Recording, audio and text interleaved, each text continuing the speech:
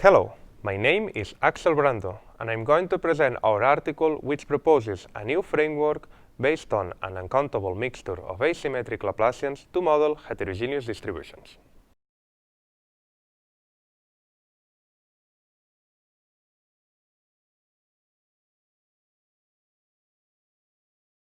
A heterogeneous distribution could be like the one shown.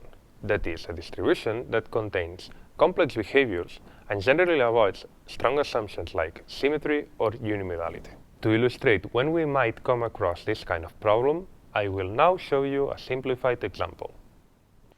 Let's imagine a city with three different types of neighborhood. In this case, our regression problem is to forecast the rental price per night of flats in the city. Let us suppose that the rental prices conditioned to the neighborhood where the flats are located are distributed in an asymmetrical way. However, in the second neighborhood, the rental prices display a different behavior.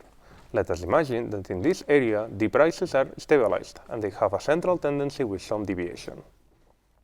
And finally, we might have a third neighborhood with different price ranges that results in a price distribution with three different modes. Now, if we want a single model to address the estimation of all these prices, we need one that doesn't assume asymmetry or unimodality with respect to the predicted distribution. In fact, this distribution we want to predict will be similar to the synthetic regression problem we propose in the paper. The uncountable mixture of asymmetric Laplacians, abbreviated to UML, is a mixed model that implicitly combines an infinite number of asymmetric Laplacian distributions to approximate the distribution of the response variable. In particular, UML is a marginalization over the asymmetry parameter tau that corresponds to a mixture of all asymmetric Laplacian distributions with respect to this tau parameter.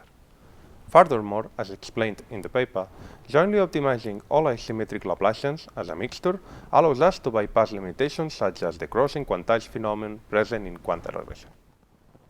Finally, in the article we show that UML produces well-calibrated and proper estimation with respect to a log likelihood approximation compared to other proposed baselines. Therefore, by introducing UML, our aim is to emphasize the importance of taking the concept of aleatoric uncertainty to a whole richer level where we are not restricted to only studying variability to make certain actions, but where we can carry out shape analysis in order to develop task-tailored methods. Our article can be consulted at arXiv and the source code at GitHub. Thank you so much.